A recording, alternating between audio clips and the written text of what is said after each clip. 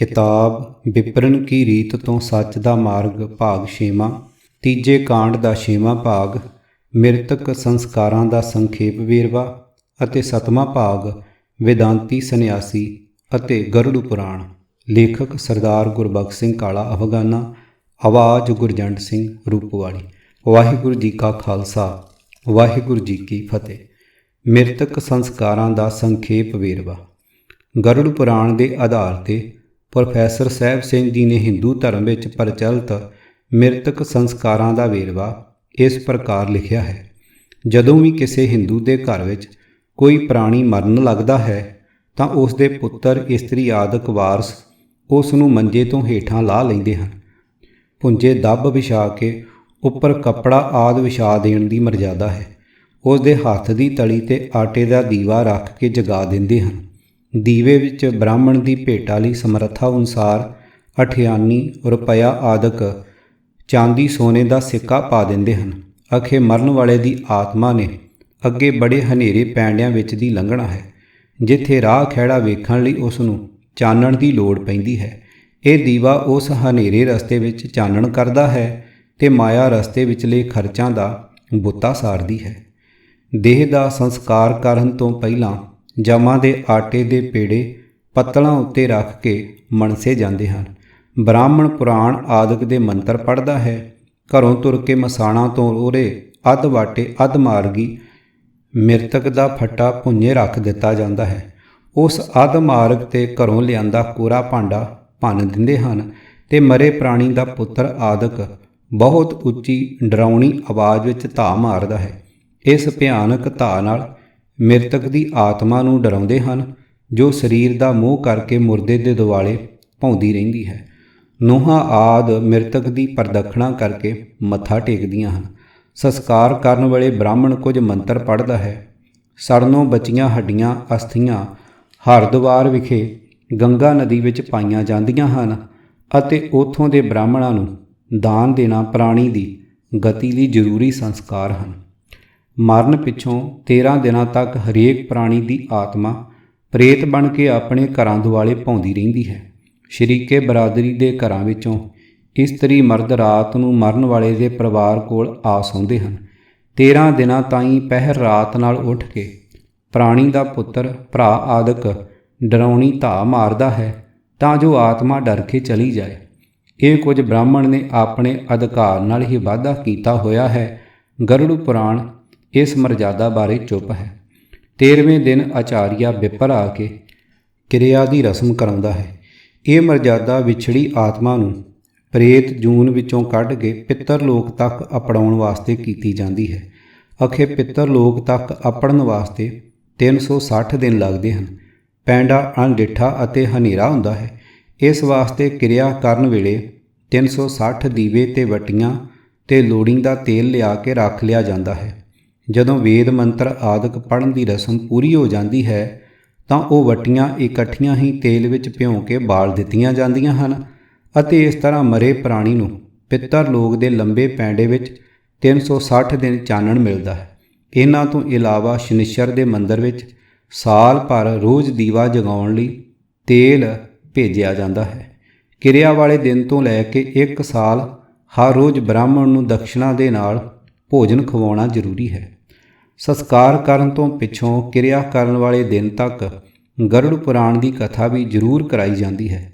ਪ੍ਰੇਤ ਕਰਮ ਕਰਨ ਨਾਲ ਪ੍ਰਾਣੀ 10 ਦਿਨਾਂ ਵਿੱਚ ਹੀ ਸਾਰੇ ਪਾਪਾਂ ਤੋਂ ਛੁਟਕਾਰਾ ਪਾ ਲੈਂਦਾ ਹੈ। ਗਰੁੜ ਪੁਰਾਣ ਨੂੰ ਸੁਣਨ ਸੁਣਾਉਣ ਵਾਲੇ ਵੀ ਪਾਪਾਂ ਤੋਂ ਮੁਕਤ ਹੋ ਜਾਂਦੇ ਹਨ। ਇਸ ਪੁਰਾਣ ਦੇ ਵਾਚਨ ਵਾਲੇ ਬ੍ਰਾਹਮਣ ਨੂੰ ਕੱਪੜੇ, ਗਹਿਣੇ, ਗਊ, ਅੰਨ, ਸੋਨਾ, ਜ਼ਮੀਨ ਆਦਿਕ ਸਭ ਕੁਝ ਦਾਨ ਕਰਨਾ ਚਾਹੀਦਾ ਹੈ, ਨਹੀਂ ਤਾਂ ਫਲ ਦੀ ਪ੍ਰਾਪਤੀ ਨਹੀਂ ਹੁੰਦੀ। ਵਿਸ਼ਨੂੰ ਜੀ ਦਾ ਫਰਮਾਨ ਹੈ, ਹੇ ਗਰੁੜ ਪੁਰਾਣ ਦੀ ਕਥਾ ਸੁਣਾਉਣ ਵਾਲਾ ਜੇ ਪ੍ਰਸੰਨ ਹੋ ਜਾਵੇ ਤਾਂ ਮੈਂ ਵੀ ਉਸ ਦਾਨ ਕਰਨ ਵਾਲੇ ਉੱਤੇ ਪ੍ਰਸੰਨ ਹੋ ਜਾਂਦਾ ਹਾਂ। ਵਰੇ ਪਿੱਛੋਂ ਮਰਨ ਦੀ ਥਿੱਤ ਉੱਤੇ ਹੀ ਵਰੀਣਾ ਕੀਤਾ ਜਾਂਦਾ ਹੈ। ਖੁਰਾਕ ਦੇ ਇਲਾਵਾ ਵਿਛੜੇ ਪ੍ਰਾਣੀ ਵਾਸਤੇ ਭਾਂਡੇ, ਬਸਤਰ ਆਦਿਕ ਭੇਜੇ ਜਾਣ ਲਈ ਬ੍ਰਾਹਮਣ ਨੂੰ ਦੇ ਦੇਣੇ ਚਾਹੀਦੇ ਹਨ। ਇਸ ਤੋਂ ਪਿੱਛੋਂ ਹਰ ਸਾਲ ਸ਼ਰਾਧਾਂ ਦੇ ਦਿਨਾਂ ਵਿੱਚ ਉਸ ਥਿੱਤ ਤੇ ਬ੍ਰਾਹਮਣਾਂ ਨੂੰ ਦਕਸ਼ਨਾ ਅਤੇ ਸਮੇਤ ਭੋਜਨ ਖਵਾਇਆ ਜਾਂਦਾ ਹੈ। ਇਹ ਵੀ ਵਿਛੜੇ ਸੰਬੰਧੀਆਂ ਨੂੰ ਅਪਣਾਉਣ ਲਈ ਹੀ ਹੁੰਦਾ ਹੈ। ਇਹ ਚੱਕਰ ਮਰਨ ਵਾਲੇ ਦੇ ਪਿੱਛੋਂ 7 ਪੀੜ੍ਹੀਆਂ ਤੱਕ ਚੱਲਦਾ ਹੈ। ਸ਼ਾਇਦ ਹੀ ਹੈ ਜੇ ਕੋਈ ਵਿਰਲਾ ਗੁਰਮੁਖ ਪਰਿਵਾਰ ਕਿਰਿਆ ਕਰਮ ਦੇ ਇਸ ਝਮੇਲੇ ਤੋਂ ਪੂਰੀ ਤਰ੍ਹਾਂ ਬਚਿਆ ਹੋਵੇ, ਨਹੀਂ ਤਾਂ ਸਾਰਾ ਸਿੱਖ ਜਗਤ ਇਸ ਕਰਮਕਾਂਡੀ ਮਿਰਤਕ ਸੰਸਕਾਰਾਂ ਵਾਲੀ ਦੁਖਦਾਈ ਜਿਲਣ ਵਿੱਚ ਕਿਸੇ ਨਾ ਕਿਸੇ ਰੂਪ ਵਿੱਚ ਫਸ ਚੁੱਕਾ ਹੈ। ਜਾਬੇ ਗਹੇ ਵਿਪਰਨ ਕੀ ਰੀਤ, ਮੈਂ ਨਾ ਕਰੂੰ ਇਨਕੀ ਪ੍ਰਤੀਤ। ਭਾਗ 7ਵਾਂ ਵੇਦਾਂਤੀ ਸੰਨਿਆਸੀ ਅਤੇ ਗਰੁੜ ਪੁਰਾਣ।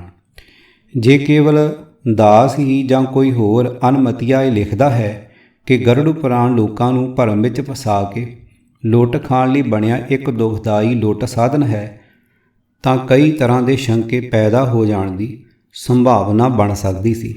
ਪਰ ਆਓ ਗਰੁੜ ਪੁਰਾਣ ਬਾਰੇ ਇੱਕ ਹਿੰਦੂ ਸੰਨਿਆਸੀ ਦੇ ਵਿਚਾਰ ਜਾਣ ਲਈਏ। ਹਿੰਦੂਆਂ ਦੇ ਘਰ ਜਨਮੇ ਅਤੇ ਪ੍ਰਵਾਨ ਚੜ੍ਹੇ ਸਵਾਮੀ ਰਾਮ ਤੀਰਥ ਜੀ ਦੰਡੀ ਸੰਨਿਆਸੀ ਸੰਸਕ੍ਰਿਤ ਦੇ ਮਹਾਨ ਵਿਦਵਾਨ ਸਨ।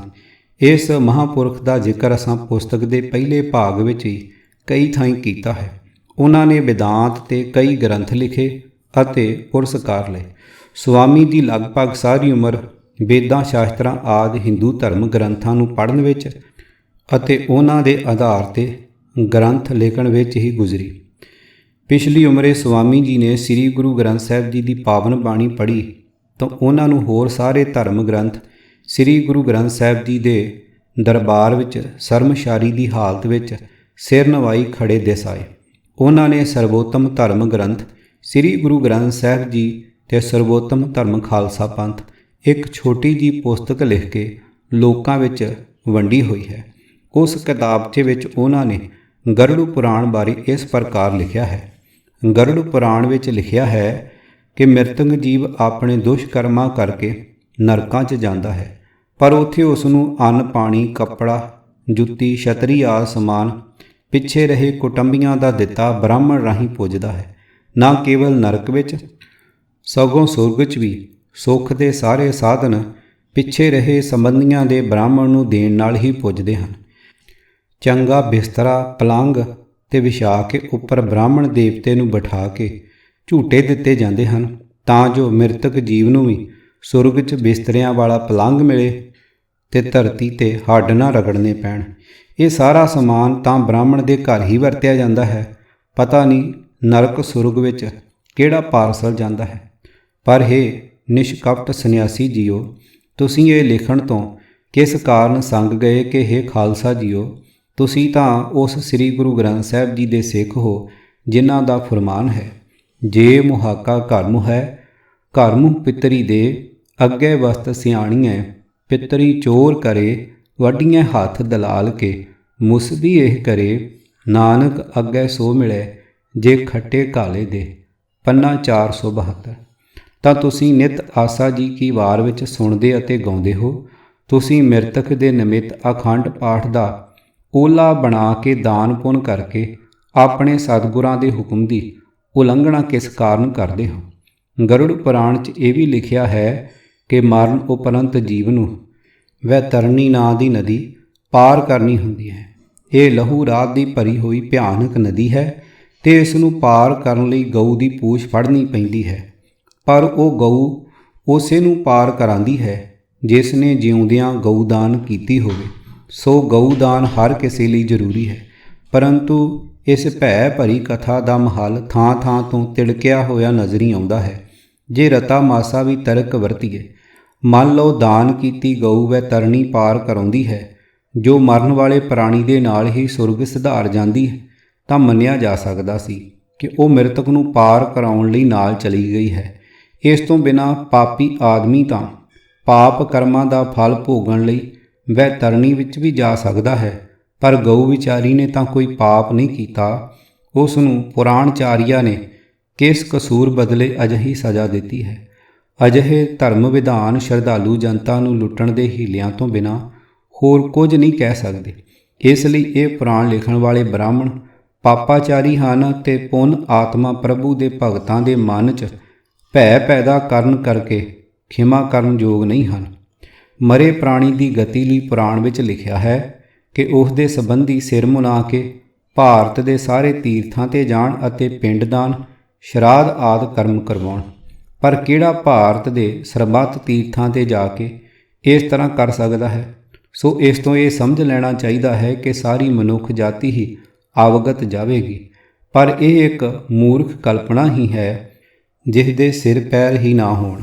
ਇੱਥੇ ਹੀ ਬਸ ਨਹੀਂ, ਪੁਰਾਣਚਾਰੀਆਂ ਨੇ ਭੋਲੀ ਭਾਲੀ ਜਨਤਾ ਉੱਤੇ ਆਪਣੇ ਵਾਮ ਮਾਰਗੀ ਵਿਧਾਨ ਦਾ ਫੁਲਾਦੀ ਪੰਜਾ ਪੱਕਾ ਕਰਨ ਲਈ ਅਨੇਕ ਮਿੱਥੀਆਂ ਕਥਾਵਾਂ ਰਚ ਦਿੱਤੀਆਂ ਹਨ, ਤੇ ਇਹਨਾਂ ਕਥਾਵਾਂ ਦੇ ਨਾਇਕ ਹਨ ਰਾਜਾ ਦਸ਼ਰਥ ਵਰਗੇ ਧਰਮਾਤਮਾ ਤੇ ਰਾਜੇ ਜਨਕ ਜਿਹੇ ਤਤਵ ਗਿਆਨੀ, ਤਾਂ ਜੋ ਕੋਈ ਵੀ ਇਹਨਾਂ ਕਰਮ ਕਾਂਡਾਂ ਬਾਰੇ ਕਿੰਤੂ ਨਾ ਕਰ ਸਕੇ।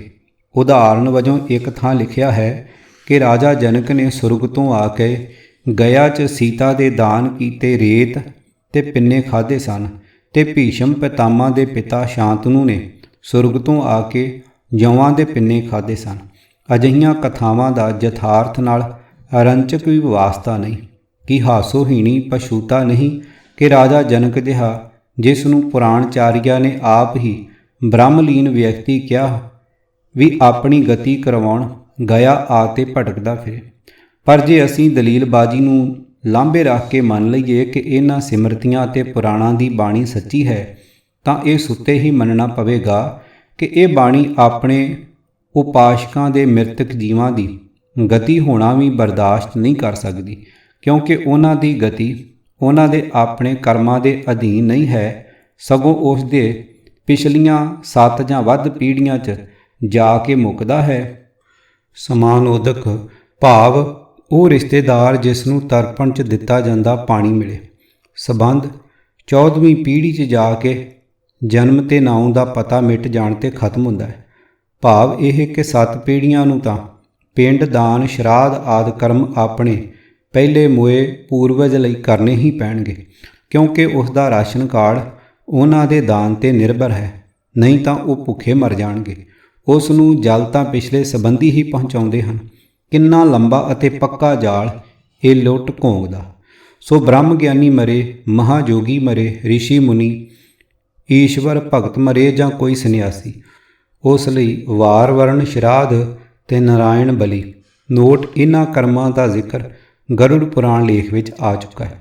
ਆਦਿ ਕਰਮ ਕਰਨੇ ਹੀ ਪੈਣਗੇ, ਜੇ ਨਹੀਂ ਕਰਾਂਗੇ ਤਾਂ ਵੈਤਰਨੀ ਠਾਠਾਂ ਮਾਰ ਰਹੀ ਹੈ, ਕਿਉਂਕਿ ਇਹਨਾਂ ਬ੍ਰਾਹਮਣਾਂ ਲਈ ਨਾ ਕਿਸੇ ਗਿਆਨ ਯੋਗ ਦਾ ਕੋਈ ਮਹੱਤਵ ਹੈ, ਨਾ ਹੀ ਭਗਤੀ ਯੋਗ ਜਾਂ ਸੰਨਿਆਸ ਦਾ।